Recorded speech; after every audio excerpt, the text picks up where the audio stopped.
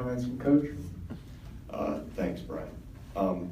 Obviously, happy for our guys to be able to find a way to, continue to get better in some areas, specifically defensively. I thought we were really pretty sharp for quite a bit of that game. There was a few breakdowns here and there that we'll look at on film, but I thought for the most part defensively, we were in position, we were attentive to detail, and really did a pretty good job of making life difficult for their, specifically Telfair, that's been scoring at a high rate.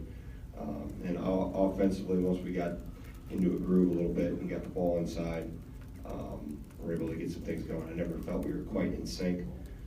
Some of that was due to foul trouble, but like I said, just happy for our guys, able to get a lot of guys some experience throughout the course of the game and move on to the next one.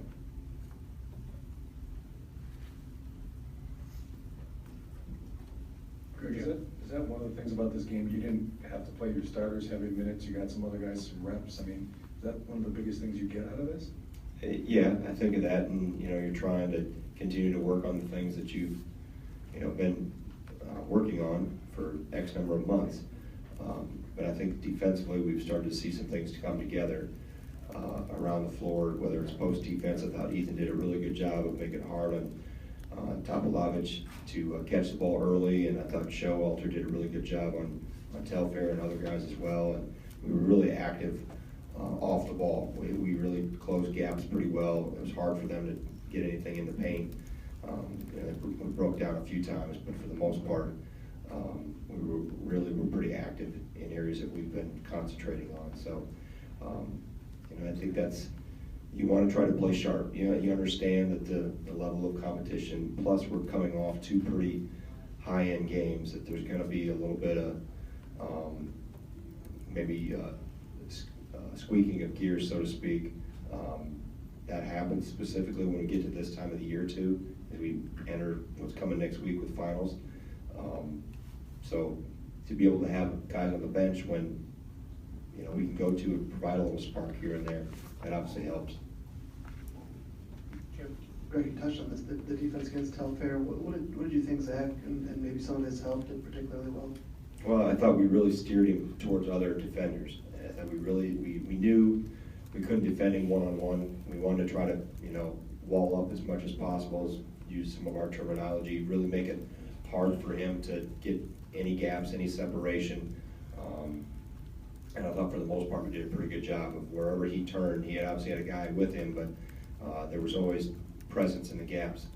So it minimized his angles he could get in dribble penetration, and I think that affected him. I think we discouraged him pretty early and knew that we were going to be pretty aggressive in those positions.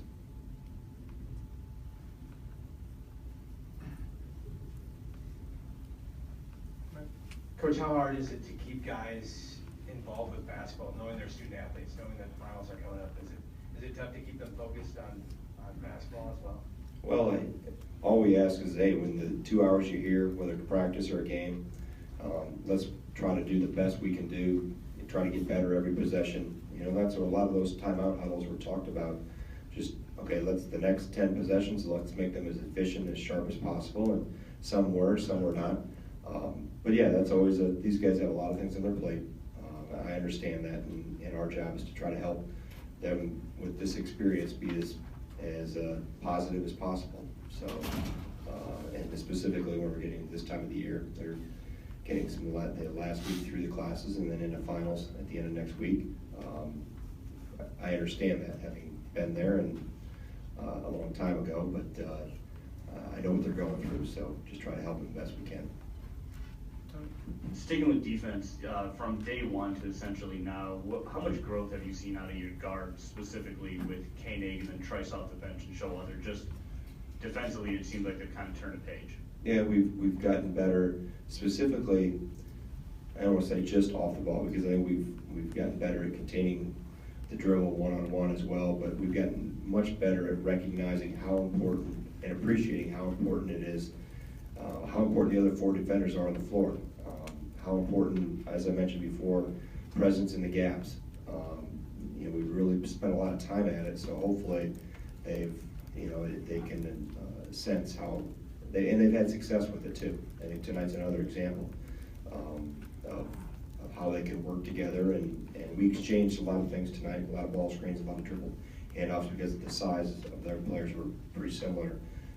So they understood that even though you left the ball, and now you still have a responsibility. And then we've talked about those things a lot in terms of you always have a job to do. There are no breaks defensively.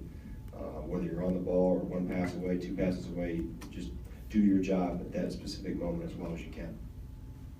Jeff? Craig, you mentioned some times of squeaky gears. I think you called a timeout about 7 change in the second half after there was a turnover and hit the 3. Was that a moment just to remind them that things were getting a little bit? Yeah, I didn't want it to turn into an open gym. And that was, we always try to emphasize good habits and not let bad habits perpetuate. So, you know, we just needed to remind each other, let's be as efficient as possible and continue to, and I thought we did. I thought we got back a little bit on track, and that's hard because, you know, they see the scoreboard too, and obviously they got a lot of other things on their mind, and we're rolling guys in and out too. It's hard when you're playing that many guys to stay in sync and not allow that to happen, but I thought for the most part they did a pretty good job of staying in tune. Right here, Coach. You talked a little bit about Zach's defensive play tonight. It did feel like he was more involved on the offensive end than he has been most of the season tonight. Obviously, he finished only 4 points, but the 3 assists, and it felt like he was moving the ball really well. What was he doing differently tonight that we haven't seen this season? Well, I don't know if he was doing anything any different. I think maybe making good decisions was one of them, but I thought he really came with an aggressive mindset on both ends. I think some of his offense, or his defense, kind of spurred his offense, so to speak, because it gave him a positive feeling when he was in the gap, and he not only was in the gap, he was taking the ball away from them on dribble penetration. So I just thought he was very in tune. He was really into it. You could tell he was, you know, very aggressive defensively in a good way. People can get aggressive and get out of sorts, and but I thought he was really attentive to the details, being in the right spot for the most part. I think that helped him have more of a positive feeling on the offensive end too. And you know, obviously you got to have guys make baskets to get the assists. So some teammates were able to make shots too. Anything else for Coach? All right, thank you. Thanks, Greg. Mike, this is for both of you. How good is it to get a win here at home? You know, nice to have a vlog tonight instead of you know, having to worry about it late in the game. Yeah, it's nice. Kind of took a while to get going. Kind of a little dead, but we had came together, I think, at halftime and really played off each other better in the second half and took care of business. Jeff? For Zach and Ethan. Zach, let's start with you, and I guess with your defense and the help on Telfair. What was the key to slowing him down and then just that team in general? Yeah, I just didn't want to let him get comfortable, make some tough twos, and I think we did a good job as a unit tonight. We switched a lot of dribble handoffs, so other guys were kind of matched up on him, so that kind of helped. But I think we all kept him taking tough shots and didn't let him get comfortable, like I said. Celia, in the back. Zach, you kind of touched on it. You felt like it was dead out there. When you don't have energy like that, how do you guys pull it out? Energy out of yourself? Yeah, I mean, we just got to create our own energy sometimes. It's games like this where you kind of get tested and just got to be ready to go every game. So I think we responded well, and offense wasn't always hitting at all the time. But I think defensively we played better tonight. Ethan, Gar was talking about the defensive play from the guards and rotation, keeping the guy with the ball in front of them. How much easier does it make your job as a big when guards aren't really penetrating the lane and keep you out of foul trouble as well? Much easier when our guys up front are doing the job that they did tonight, and they started to do a better job against Oklahoma in the second half. I don't have to come up and help so much off of my guy, which leaves a drop down for him. So basically I only had a few times tonight where I had to step up and help a little bit, and other than that I just had to stay in front of the big guy. On the other end of the floor, how much easier does it make your life when guys like Zach and Nigel are driving to the basket and drawing 2, sometimes 3 guys and just dumping the ball off to you individually?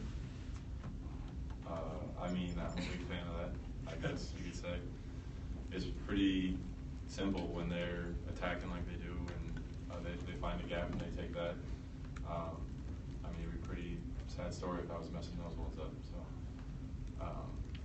I mean, obviously, it's nice to get those easy buckets going.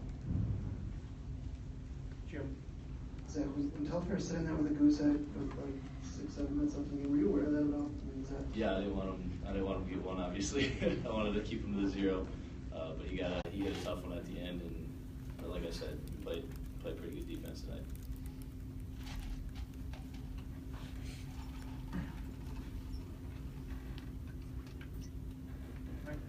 For both you guys, is it tough this time of year when you guys have exams coming up and you have student athletes as well? Is it hard to concentrate on basketball or hard to concentrate on school? I mean, maybe my true freshman year it was for me, but having years under my belt, I'm sure Shoei could say the same thing.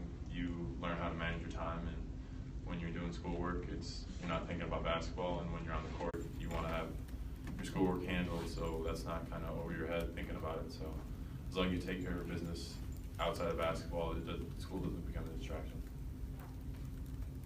Yeah, I'm old, so I kind of figured I got that all figured out by now. But we're all looking forward to Christmas break and kind of getting some time to just focus on strictly basketball. Anything else? Okay. Thanks, guys.